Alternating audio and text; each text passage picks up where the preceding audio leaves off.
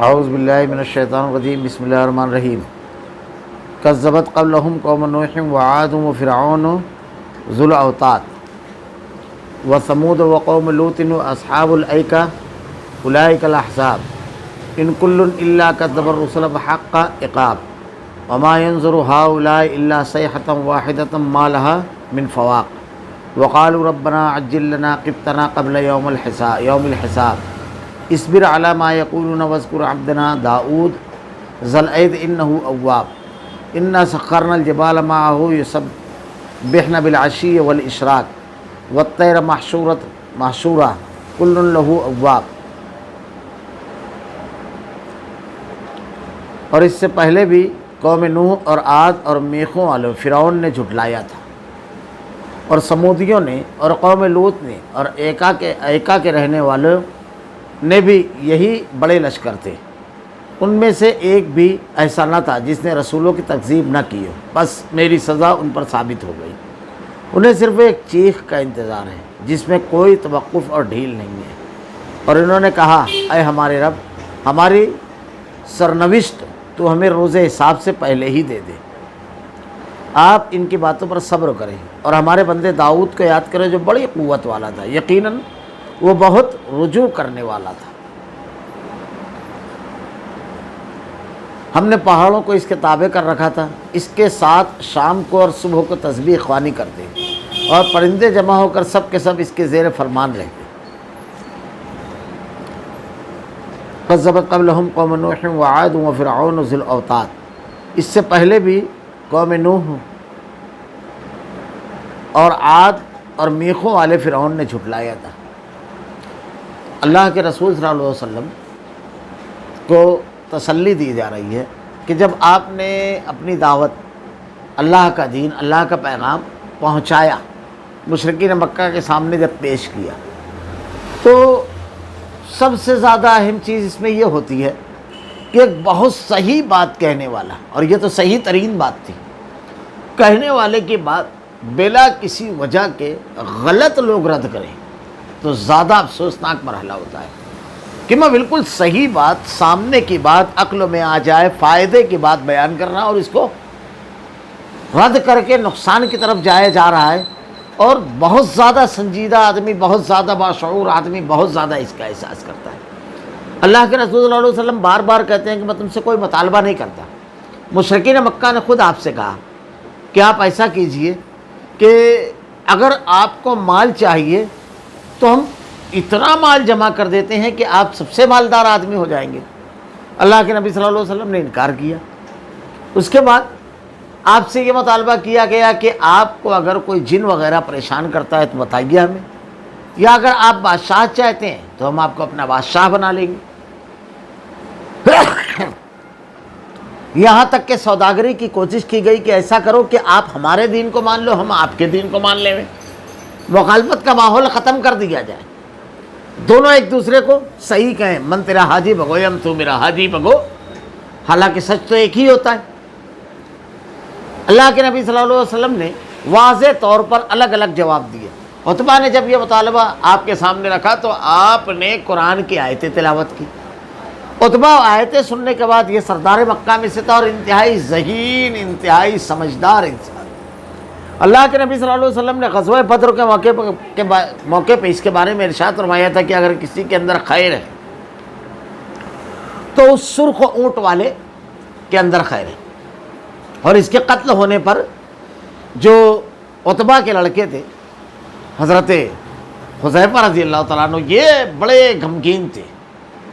اللہ کے نبی صلی اللہ علیہ وسلم نے ان کا چہرہ جب دیکھا، کیونکہ ان کے والد عتبہ اور بھائی ولید اور چچا شیبہ تینوں پہلے ہی حملے میں مارے گئے تھے، تو اللہ کے نبی صلی اللہ علیہ وسلم نے جب تمام مشرکین مکہ کی لاشوں کو حکم دیا کہ اس کنویں میں ڈال دیا جائے بدر کے، تو عتبہ کی بھی لاش ڈالی گئی، تو ان کے صاحبزادے حضرت عمار غالباً، حضرت عمار، یہ بڑے غمزدہ تھے، آپ کا چہرہ اترا ہوا تھا۔ اللہ کے نبی نے پوچھا کیا والد کی موت کا غم، بھائی، والد اور چچا؟ آپ نے ارشاد فرمایا نہیں، اے اللہ کے نبی، یہ انتہائی سمجھدار آدمی تھے، اور بڑے بردبار، بڑے ذہین سنجیدہ تھے، اس لیے مجھ کو امید تھی کہ یہ حق کو قبول کر لیں گے۔ حق قبول کیے بغیر اس دنیا سے رخصت ہوئے، اتنی بڑی نعمت کے بغیر، ہدایت کے بغیر، اب قیامت کی رسوائی اور جہنم کا ہولناک عذاب ہے، اس کا افسوس ہے۔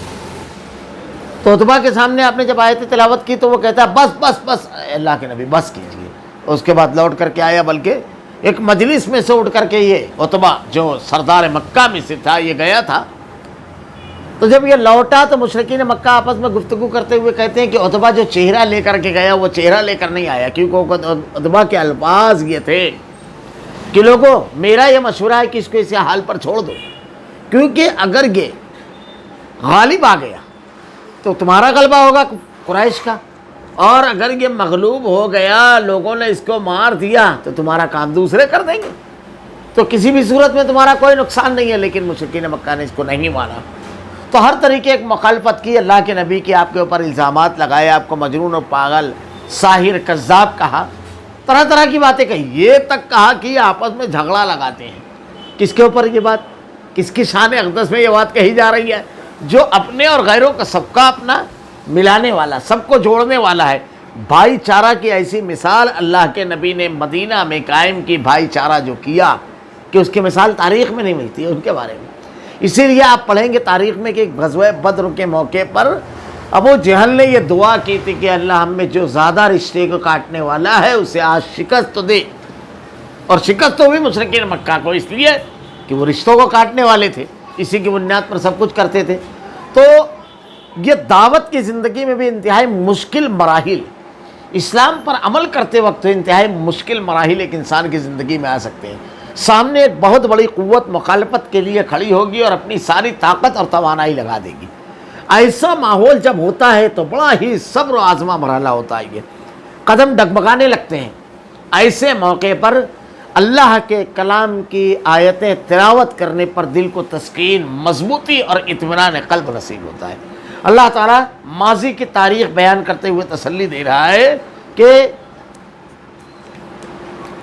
کذبت قبلہم قوم نوح وعاد وفرعون ذی الاوتاد، ان سے پہلے قوم نوح، حضرت نوح علیہ السلام کی قوم 950 سال تک آپ تبلیغ کرتے رہے۔ باہر کی مخالفت ہوتی ہے، ٹھیک ہے، مخالفت بہرحال مخالفت ہے، لیکن جب گھر میں بھی ہو تو غم دو آتشہ ہو جاتا ہے۔ آپ کی اپنی اولاد، آپ کی اپنی بیوی حق کو قبول نہیں کیا۔ قوم نوح، قوم عاد کا تذکرہ بڑی تفصیل کے ساتھ پیچھے گزر چکا کہ حضرت قوم ہود کے پاس، قوم عاد کے پاس جب حضرت ہود علیہ السلام گئے اور آپ نے جا کر اللہ کا پیغام پہنچایا تو ان کے سرداروں نے کیا کہا کہ تم کو نکال دیں گے اور تمہارے ساتھ جو ایمان والے ہیں ان کو بھی اس بستی سے نکال دیں گے۔ تو اللہ کا جب فیصلہ آیا، یہ دین پر جب ڈٹے رہے تو کیا ہوا؟ وہ ختم ہو گئے، تاریخ میں ان کا کوئی تذکرہ نہیں ہے۔ قوم نوح کے افراد آج اللہ کے دین کے دشمنوں کی تاریخ میں بھی کوئی ان کو یاد کرنے والا نہیں ہے۔ اگر یاد کیا جاتا ہے تو اللہ کے دین کے ماننے والے دیدہ عبرت اللہ نے بنا دیا تھا، ان کو اس مناسبت سے ان کی برائی اور ان کے گناہ کی وجہ سے ان کو یاد کیا جاتا ہے۔ یعنی انتہائی نچلے درجے کی یاد جس کو کہتے ہیں وہ، کہ وہ فراموش کر دی جائے تو اچھا رہتا ہے۔ اور حضرت نوح علیہ السلام اللہ نے ایک کشتی کے ذریعے پوری قوم کو بچا لیا۔ قوم عاد کا اسی طریقے سے تذکرہ ہے کہ اللہ تعالیٰ نے کیا ہوا، آج نیست و نابود ہو گئے، لیکن حضرت قوم عاد کے پاس توحید کا پیغام لینے والے حضرت ہود، حضرت نوح علیہ السلام کا تذکرہ موجود ہے۔ تو اللہ رب العالمین کی مدد جب آئے گی تو آپ کے سامنے کتنی بھی بڑی قوت اور آپ کی طاقت کتنی بھی چھوٹی ہو، بالآخر آخری فیصلہ اللہ کے ہاتھ میں ہوتا ہے۔ اور میخوں والے فرعون نے جھٹلایا۔ یہ میخوں والے جو کہا گیا ہے اس کی 2-3 توجیحات کی گئی ہے۔ ایک تو یہ کہ اس کا معاملہ یہ تھا کہ جب وہ کسی کو سزا دیتا تو ہاتھ اور پیر میں میخیں گاڑ دیا کرتا تھا، ایک یہ، دوسرا اس سے مضبوطی مراد ہے، یعنی بڑی طاقت والی سلطنت کا مالک تھا فرعون، اور قرآن میں اس کی تفصیل بھی گزر چکی کہ طاقت کا یہ عالم تھا کہ نوزائیدہ بچے کی ولادت ہوتی، اس کی دائیاں، اس کے جاسوس گھومتے رہتے، جیسے ہی پتہ چلتا کہ لڑکا ہوا ہے قتل کر دیتے۔ لڑکی کو یہ چھوڑ دیتے. کتنی اذیت ناک زندگی تھی. اور ایک دو روز نہیں، حضرت موسیٰ علیہ السلام کی ولادت ہوئی، اسی درمیان ہوئی. پھر 40 سال کی عمر میں آپ کو نبوت ملی، آپ مدین گئے، پورا واقعہ موجود ہے. اس کے بعد بھی اللہ نے چھوڑ دی. لیکن جب اللہ کی پکڑ آئی تو کیا ہوا؟ ساری سلطنت، ساری شوکت، ساری طاقت، سب کچھ ساتھ تھا، لیکن بے کسی کی موت مرا چیخ چیخ کر کہتا ہے کیا ہے لوگوں، اللہ سے مخاطب، اللہ کو پکارتا ہے کہ میں بنی اسرائیل کے رب پر ایمان لایا، ایمان کا اعلان کر رہا ہے. حالانکہ کسی طاقت کا استعمال نہیں کیا تھا اہل ایمان نے، حضرت موسیٰ علیہ السلام اور بنی اسرائیل نے. لیکن حضرت موسیٰ علیہ السلام توحید پر ڈٹے رہے، بار بار اس کے یہاں جا کر کے دعوت دیتے رہے، بار بار سمجھاتے رہے، بار بار اللہ کا دین پیش کرتے رہے. قرآن میں پہلے پارے کے اندر اس کو تفصیل سے آیا کہ الگ الگ عذاب آیا. کبھی دیمک کا عذاب آیا، کبھی مینڈک کا عذاب آیا، کبھی خون کا عذاب آیا. جب یہ عذاب آتا، کبھی جوؤں کا عذاب آیا. جب یہ عذاب آتا تو وہ کیا کہتا؟ وَالْقُمَّلَ وَالْجَرَادَ وَالزَّفَادِعَ، قرآن کے الفاظ جو ہیں، تو وہ کہتے ہیں کہ ہم توبہ کرتے ہیں. مینڈک کا عذاب جب آیا تو پورے ہر مقام پر مینڈک، حتیٰ کہ ایسی صورتحال مفسرین نے لکھی ہے کہ آدمی گفتگو کرنے کے لیے زبان کھولے تو مینڈک اچھل کر کے منہ کی طرف جائے. 2 بار خون کا عذاب، سارا پانی خون ہو گیا. بھلا ایسے کیسے؟ توبہ کیا، لیکن اس کے بعد وہی روش. پھر کیا ہوا؟ حضرت موسیٰ علیہ السلام نے طنز اور تعریض نہیں کی، اللہ سے مدد مانگی اور ثابت قدم رہے. حضرت موسیٰ علیہ السلام کا ایک مقام پر خطاب، اللہ کے نبی اپنی قوم کے لوگوں کو جمع کر کے کہتے ہیں استعینوا، وَإِذْ قَالَ مُوسَىٰ لِقَوْمِهِ اسْتَعِینُوا بِاللَّهِ، لوگوں استعینوا باللہ وَاصْبِرُوا، کہ اللہ کی طرف پلٹو. اللہ کی طرف پلٹنے کا مطلب یہ کہ اللہ کے اوپر توکل کرو، ساری قوت اسی کے ہاتھ میں ہے. آزمائش اور امتحان کا مرحلہ ضرور ہے، اسی سے مدد مانگو. استعینوا باللہ وَاصْبِرُوا، اللہ سے مدد مانگنا جو ہے تو پورے ضابطے اس میں بیان کیے گئے ہیں. ہر وہ ایمان والا جو اللہ کی رضا اور خوشنودی کا عمل کرتا رہے گا، اللہ رب العالمین اس کے لیے راہیں کھولے گا، مدد فرمائے گا. آزمائش آ سکتی ہے، اس سے وہ نہیں ہے، لیکن آزمائش آئے گی تو یہ بھی بہت بڑا انعام رہے گا. استعینوا باللہ واصبروا، اور صبر کرو. یعنی صبر کا مطلب یہ کہ نیکی پر ڈٹے رہو، گلا شکوہ نہ کرو، حالات سے ڈر کر نیکیاں نہ چھوڑو. واصبروا ان الارض للہ یورثها من یشاء، یہ زمین اللہ کی ملکیت ہے، جس کو چاہے وہ مالک بنائے. اللہ رب العالمین ملکیت دیتا ہے، یہ کسی کی طاقت نہیں ہے. جس سے چاہتا ہے چھین لیتا ہے اور جسے چاہتا ہے عطا کرتا ہے رب العالمین. اللہ نے یہاں پر فرعون کا تذکرہ کیا، فرعون نے جھٹلایا. یہ جھٹلانے والوں کی تاریخ دیکھیے. وَثَمُودُ وَقَوْمُ لُوطٍ وَأَصْحَابُ الْأَيْكَةِ أُولَٰئِكَ الْأَحْزَابُ، اور سمودیوں نے اور قوم لوط نے اور ایکا کے رہنے والوں نے بھی یہی بڑے لشکر تھے، بڑی طاقتور قومیں تھی. آج کے دور میں بھی اگر ہم حالات کا مشاہدہ کرتے ہیں تو دیکھتے ہیں کہ ہمارے مقابل بڑی قوت کے ساتھ ختم کرنے کے لیے بڑی توانائی لگائے ہوئے ہیں. لیکن ان لوگوں کا معاملہ ایسا ہی نہیں ہے، ان کی زبان سے نکلے ہوئے الفاظ دستور اور قانون نہیں ہے. اللہ نے ایسے حالات رکھے ہیں کہ ان کے اوپر بھی قانون کا ڈنڈا ہے، بین الاقوامی دباؤ ہے، مختلف چیزیں موجود ہیں. وہاں تو ایسا تھا کہ جو چاہتے تھے وہ قانون بناتے تھے اور جو چاہتے تھے وہ کرتے تھے. یعنی اس سے زیادہ زور و ستم اور اس سے زیادہ تشدد سے دو چار ہوئے. ان کل الا کذب الرسل فحق عقاب، ان میں سے ایک بھی ایسا نہ تھا جس نے رسولوں کی تکذیب نہ کی اور پس میری سزا ان پر ثابت ہو گئی. سارے ایسے گزرے ہیں رسولوں کی تکذیب کرنے والے. رسول کی تکذیب، اس کے پیغام کو جھٹلانا، اس کو ختم کرنے کی کوششیں کرنا، جیسا کہ آج کے دور میں چل رہا ہے. سب نے کی ہے یہ کوششیں، سب کا انجام سامنے ہے. تو نوشتہ دیوار ان کو پڑھنا چاہیے، ہم کو نہیں ڈرنا چاہیے. ڈرنا کن کو چاہیے؟ ارے بھائی، جو ایسی غذا استعمال کرتا ہے جس سے بیماری ہونے پر موت ہو سکتی ہے تو خوف اس کو ہونا چاہیے نا. کہ جو شخص اس کے سامنے بیٹھ کر کے دیکھ رہا ہے جس کو بہت کم غذائیں ہیں میسر، وہ اس کو خوف رہے، ایسا نہیں ہے. خوف زدہ کس کو ہونا چاہیے؟ ان کو ہونا چاہیے. اور دوسری بات، سب سے اہم چیز یہ، ان کے پاس کچھ مادی وسائل ہیں، افراد ہیں، قوتیں. دیکھیے اللہ تعالیٰ ذہن کو بدل دینے والا ہے، مادی وسائل کو چھین لینے والا ہے. ساری قوت ایک جگہ دھری رہ جاتی ہے اگر اللہ کا فیصلہ آتا ہے. ہمارا سہارا کون ہے؟ ساری قوتوں کا مالک اللہ. ہمارے یہاں تو آج کے دور کی ایک بہت زبردست مثال ہے جو ہر جگہ فٹ ہوتی ہے. ایک کرونا عام لیبارٹری میں دکھتا بھی نہیں تھا. جو لوگوں کو بستیوں سے نکالنے کی بات کرتے تھے, دندراتے پھرتے تھے, اپنے گھروں میں داخل تھے ایسے کہ اپنے گھر میں اگر باہر سے اندر جائے آدمی تو اس کے قریب نہیں جاتے تھے. یہ اپنے باپوں اور بھائیوں کی اور ماؤں کی لاشیں چھوڑ کر کے بھاگ گئے. کیا صورت حال تھی. اللہ تعالیٰ کا ایک معمولی سا جراثیم تو اللہ رب العالمین کے بے شمار لشکری ہیں, بے شمار. اگر اللہ کی بندگی کریں گے تو اللہ رب العالمین, جیسا کہ میں نے اس سے پہلے بھی بتایا, بدر میں کتنے ڈھنگ کی مدد آئی. اللہ کی مدد ایسے آئے گی کہ آدمی تصور نہیں کر سکتا. کبھی آپس میں ان میں اختلاف کر دیتا ہے, کبھی ان کو آپس میں ایک دوسرے سے لڑا دیتا ہے رب العالمین, اس کے فیصلے ہیں. کبھی نقطۂ عروج پر طاقت لے جانے کے بعد توڑ دیتا ہے, ختم کر دیتا ہے. اس کو سنبھلنے کا موقع نہیں رہتا ہے, اتنی بلندی تک کہ آدمی چلا جاتا ہے. ہم لوگ اس عروج کو دیکھتے ہیں, لیکن جب وہ گرے گا تو سنبھلنے کا کوئی سہارا ہی پیچھے نہیں چھوڑا ہے اس نے. ایسے حالات کبھی کبھی مجرم کو اتنی چھوٹ دیتا ہے اللہ تعالیٰ کہ جب اس کے اوپر سزا کا نفاذ ہوتا ہے تو عام آدمی بھی کہنے لگتا ہے, اور وہ خود بھی کہتا ہے ہاں میں نے اتنا کیا. اب جیسا فرعون کہتا ہے میں ایمان لایا, کیونکہ اس کو اپنے سب جرائم یاد آ جاتے ہیں. تو احساس جرم اس مقام پر لے کر کے چلا جاتا ہے کہ ہمدردی کے دو لفظ اس کی اپنی زبان سے بھی نہیں نکلتے ہیں کہ بچاؤ بچاؤ بولے, کیونکہ کودا وہ خود تھا کھائی میں, چھلانگ اس نے لگائی تھی, اب چلائے گا کس منہ سے. تو اللہ تعالیٰ کا معاملہ یہ ہے. یہ سب تھی. اللہ نے کیا کہا اس کے بعد, وما ينظر هؤلاء الا صيحة واحدة ما لها من فواق. انہیں صرف ایک چیخ کا انتظار ہے جس میں کوئی توقف اور ڈھیل نہیں. وہ چیخ حضرت اسرافیل سور لے کر بیٹھے ہوئے ہیں. وہ چیخ جب نکلے گی تو قرآن کے اندر اور احادیث میں اس کا جو منظر پیش کیا گیا ہے وہ یہ کہ لوگ صبح سو کر کے اٹھیں گے اور اپنے کاموں میں جس طرح عام حالات میں مشغول ہو جاتے ہیں ایسے مشغول ہو جائیں گے.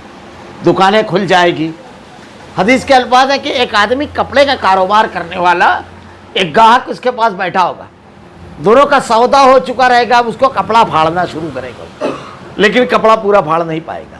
ایک شخص اپنا حوض درست کر رہا ہوگا, وہ کر نہیں پائے گا. دو لوگوں میں لین دین ہوگا لیکن لین دین طے ہونے کے باوجود مکمل نہیں ہوگا. ہوگا کیا,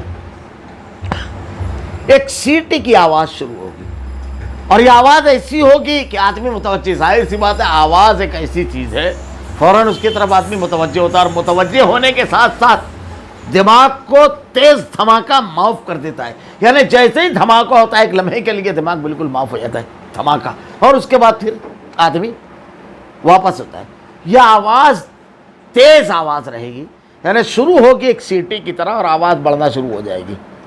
اب جب آواز کو کیا ہے, کس چیز کی آواز ہے, جیسا کہ آدمی کی فطرت ہے, متوجہ ہوں گے لوگ اور نکلیں گے, لیکن وہ مسلسل بڑھتی چلی جائے گی. اور پھر اس کے بعد کیا ہوگا, وہ اتنی بڑھے گی کہ جتنے لوگ ہیں اس دنیا میں سب کے سب مر جائیں گے, سب کے سب سارے کا وجود ختم ہو جائے گا. وہ ایک آواز, اللہ تعالیٰ نے ارشاد فرمایا بس انہیں صرف ایک چیخ کا انتظار ہے, بس, جس میں کوئی ڈھیل توقف نہیں ہے. یعنی اس کا جو وقت متعین ہے اس میں ایک ساعت بھی ادھر ادھر نہیں ہوگی. اللہ تعالیٰ نے فیصلہ فرما دیا ہے.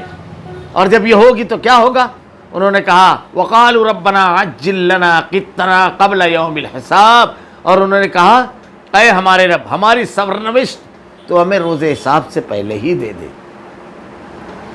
یہاں نامہ اعمال کے مطابق ہمارے حصے میں اچھی یا بری سزا جو بھی ہے یوم حساب کے آنے سے پہلے ہمارے دے دے. یہ حالانکہ یہ چیز قیامت سے پہلے ممکن نہیں ہے. کہتے ہیں نا, جیسے ہمارے یہاں بھی کچھ ویڈیو کلپ وغیرہ ایسی آئی کہ بلاؤ لاؤ, کہتے ہیں نا, دعویٰ کرتے ہیں نا, اللہ کا یہ فیصلہ ہے. ورنہ اللہ رب العالمین نے اگر یہ فیصلہ فرما دیا تھا کہ لوگوں کے فرما دیتا کہ یہ لوگوں کے عمل پر پکڑے گا تو کوئی چل نہیں پاتا, دنیا کے اندر کوئی چل نہیں پاتا. یہ جو لوگ چیلنج کر رہے ہیں نا, یہ جو لوگ کہتے ہیں, کبھی یہ چیز کسی حالت میں نہیں کہنا چاہیے, کسی حالت میں. ایک بڑی مشہور حدیث ہے, بعض مرتبہ ایسا ہوتا ہے کہ آدمی کچھ جملے ایسے کہہ جاتا ہے, اس قسم کے جملے, جیسے مثلاً دو لوگوں کے درمیان نزاع ہو.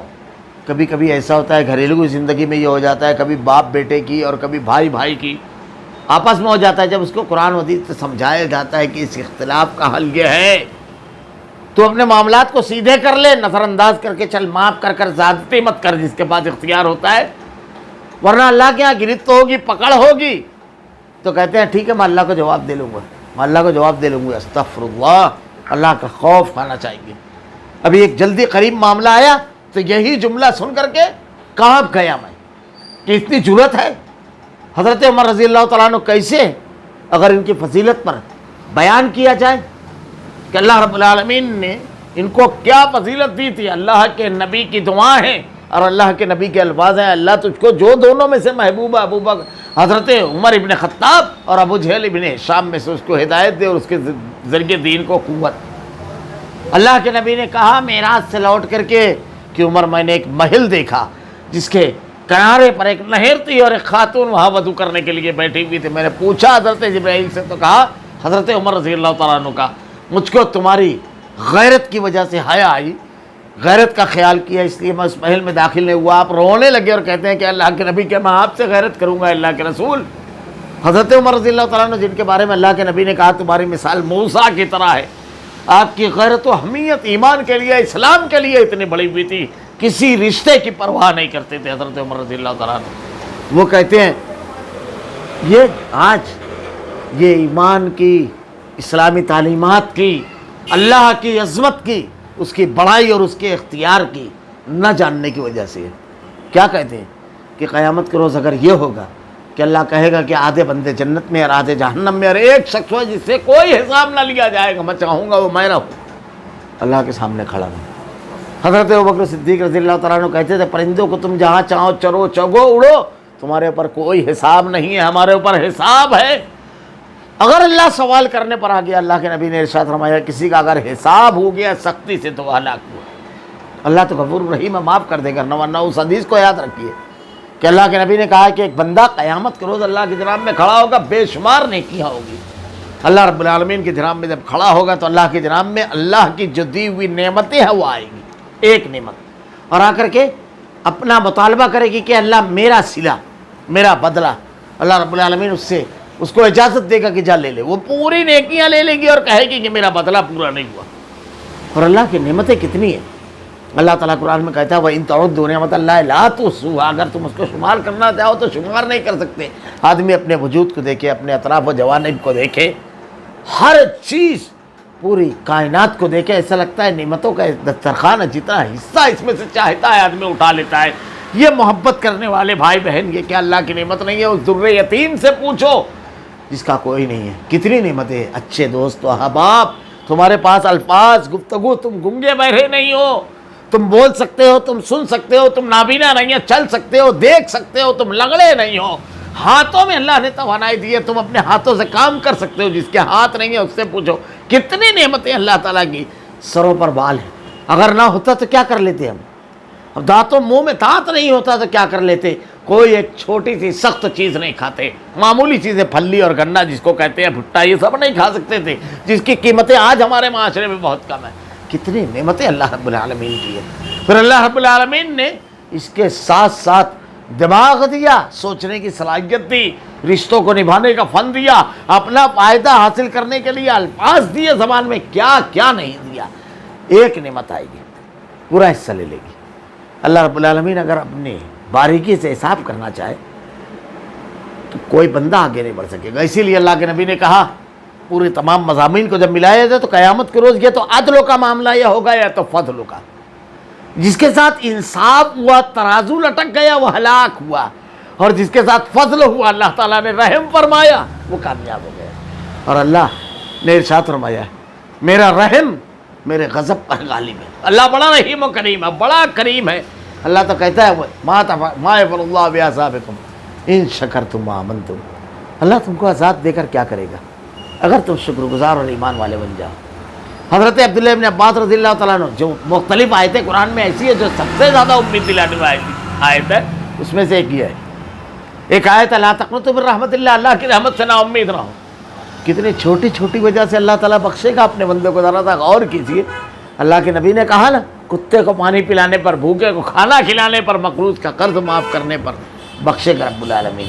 آج قوت کے ساتھ لوگ کہہ دیتے ہیں یہ وہی الفاظ ہیں، اسی لیے کبھی یہ زبان پر نہیں لانا چاہیے کہ میں اللہ کو جواب دے لوں گا، اللہ کو جواب دے لوں گی، یہ کبھی نہیں لانا چاہیے، کبھی یہ جملہ نہیں کہنا چاہیے۔ اللہ کے سامنے کھڑا ہونا، اس رحیم و کریم رب کے سامنے اس جذبے کے ساتھ کھڑے ہونا ہے۔ کس جذبے سے؟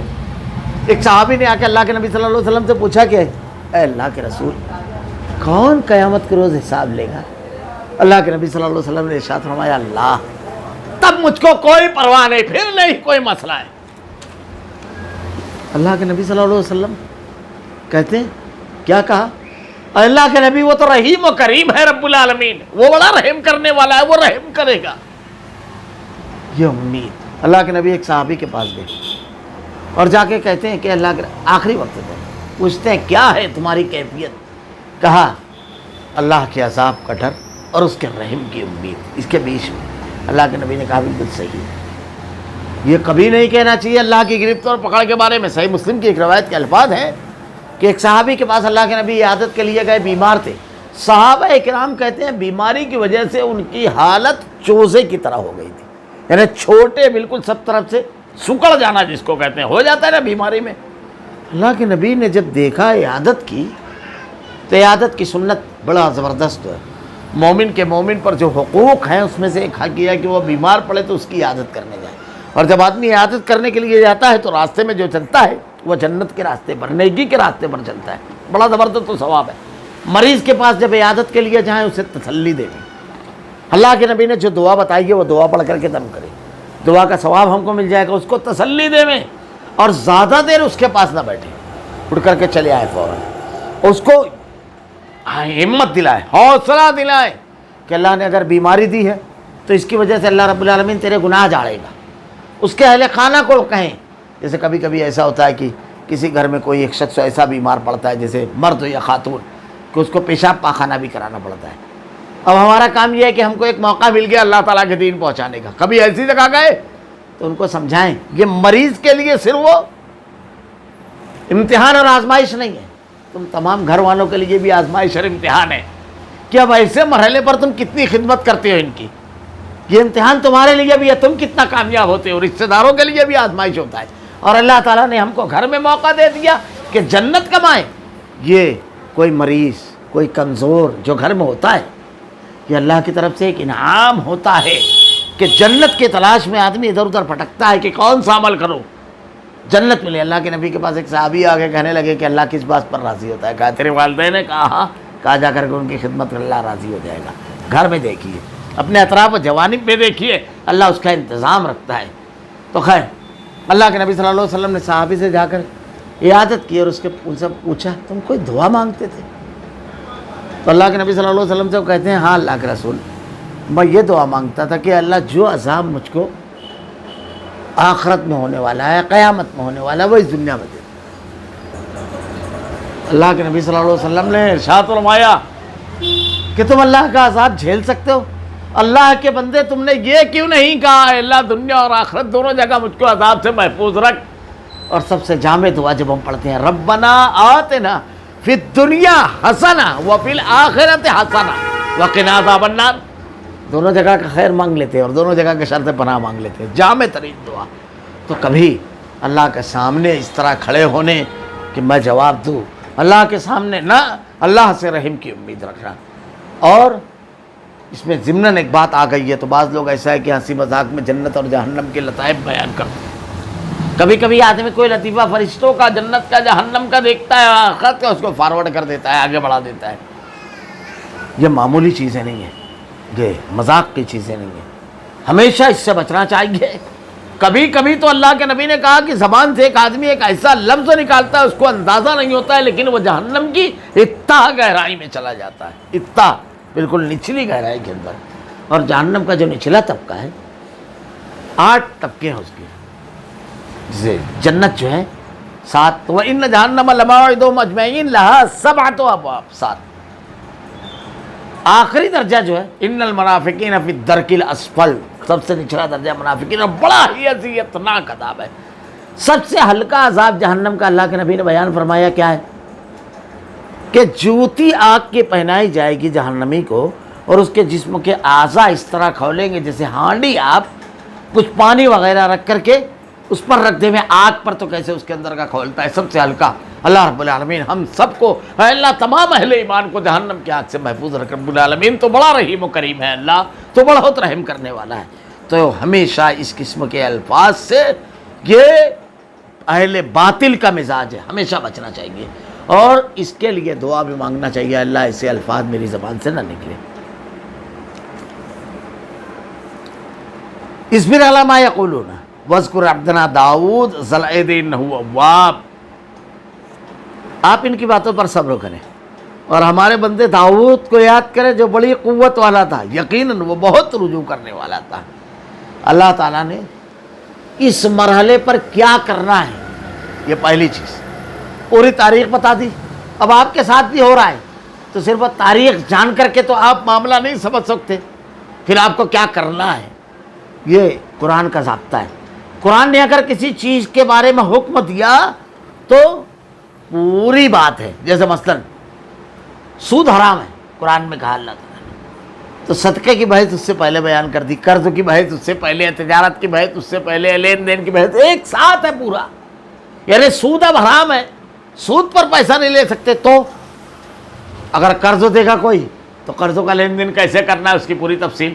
صدقے کے احکامات دیے تاکہ کسی ضرورت مند کو سود پر قرض لینے کی نوبت نہ آئے، اس کے احکامات دیے۔ اہل ایمان کے لیے زکوٰۃ اور صدقہ جائز ہے، سود حرام ہے۔ یہاں پر بھی دیکھیے پوری تاریخ آپ کے ساتھ جو ہو رہا ہے انتہائی اذیت ناک حالات، اب آپ کو کیا کرنا ہے، اصبر علی ما یقولون، آپ ان کی باتوں صبر کریں اور ہمارے بندے داؤد کو یاد کریں جو بڑی قوت والا تھا۔ اب یہ دیکھیے نیگیٹو تو پورا کا پورا آ گیا، پازیٹو دیکھو۔ اللہ تعالیٰ جب اقتدار دیتا ہے تو کیا، حضرت داؤد اور حضرت سلیمان علیہ السلام کی حکومت مشہور ہے۔ حضرت داؤد اپنے بندے داؤد کو یاد کریں جو بڑی قوت والا تھا، اللہ تعالیٰ نے لوہا ان کے ہاتھ میں مسخر کر دیا تھا۔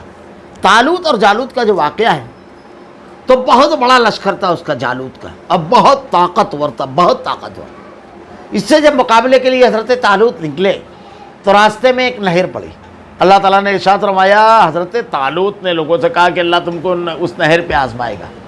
سب کو شدید پیاس لگی، آپ نے اللہ کا حکم سنایا کہ پانی وہاں پیٹ بھر کے نہیں پینا ہے، بس اگر بہت زیادہ شدت ہے پیاس کی تو ایک چلو پانی پی لو۔ اب یہ آزمائش تھی، اہل ایمان نے ایک چلو پی لیا، بقیہ لوگوں نے پیاس سے تڑپ رہے تھے، پیٹ بھر کے پانی کیا، نتیجہ یہ ہوا بدن سست ہو گیا، حوصلے ٹوٹ گئے، کہا آج تو ہم مقابلہ نہیں کر سکتے جالوت کے لشکر کا، آج ہمارے اندر نہیں ہے، کل دیکھیں گے۔ لیکن اہل ایمان جو تھے نا، حکم آ گیا اللہ تعالیٰ کا بس ہر مرحلے پہ، اور جب مقابلہ ہوا تو حضرت داؤد نے بڑی زبردست تو گوفن چلاتے تھے، پتھر رکھ کر کے گھما کر کے پھینکنا، اور سچا نشانہ تھا۔ آپ ہی نے مارا جالوت کو، آپ ہی نے قتل کیا تھا جالوت کو اس لشکر میں، اور اللہ تعالیٰ نے اس کے بعد کیا کیا، اللہ تعالیٰ نے اپنے داؤد کو یاد کرے جو بڑا قوت والا تھا، آپ کے ہاتھ میں لوہے کو وہ کیا، نرم کر دیا۔ ان کی خوبیاں آگے بھی آ رہی ہے، میں یہاں پر یہ بیات ختم کروں گا، درسوں صرف ترجمہ کر دوں گا آگے۔ قوت اللہ تعالیٰ نے دی، قوت کیسے ملی؟ اب اگلا جملہ وَاذْكُرْ عَبْدَنَا ایوب، یقیناً وہ بہت رجوع کرنے والا تھا، بہت زیادہ اللہ کی طرف رجوع کرنے والا، اللہ کی طرف رجوع کیا، اللہ تعالیٰ نے بدلے میں ان کو حکومت دی۔ آگے بھی اور بہت ساری چیزیں جو حضرت داؤد کو دی، انعامات کی بارش اللہ تعالیٰ کرتا ہے رب العالمین کی طرف جب رجوع کرنے والا ہوتا ہے اور آدمی صبر کرتا ہے۔ جیسے صحابہ اکرام نے 13 سال مکہ میں صبر کیا، 10 سال مدینہ میں، لیکن اس کے بعد جب عروج آیا تو وقت کی بڑی بڑی قوتیں قیصر و کسریٰ گھٹنے ٹیکنے پر مجبور ہو گئے۔ ایک مرتبہ جب عروج شروع ہوتا ہے، لیکن آزمائش اور امتحان سے گزر کر کے رزلٹ آتا ہے، انتہائی مشکل حالات میں بھی دین پہ جمے رہنا، اللہ تعالیٰ پھر راہیں کھول دیتا ہے۔ آگے حضرت داؤد علیہ السلام کا تذکرہ آئے گا بڑی تفصیل سے کہ اللہ نے کیا کیا نعمتیں دی تھی، یہ تمام نعمتیں اللہ تعالیٰ اہل ایمان کو عطا کرے گا۔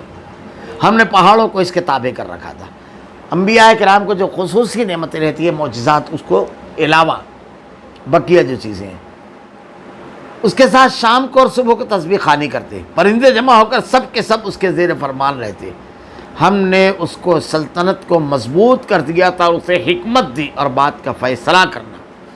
پھر اس کے بعد ایک مقدمہ حضرت داؤد کے پاس آیا، اس کی تفصیلات ہے، حکمت کیا ہے جس کو مل جائے، کتنا بڑا انعام ہے۔ انشاءاللہ اس کی تفصیلات آئندہ ہفتہ بیان کریں گے۔ اللہ رب العالمین سے دعا ہے کہ رب العالمین مشکل اور نامساعد حالات میں تیرے دین پر جمنے کی توفیق دے رب العالمین، صبر کا دامن تھامنے کی توفیق دے رب العالمین۔ رب العالمین کتنی بھی بڑی قوت مقابل ہو رب العالمین، تیری عظمت، تیرا اختیار، تیری قدرت، تیرا غلبہ نظروں میں جمع رہے رب العالمین۔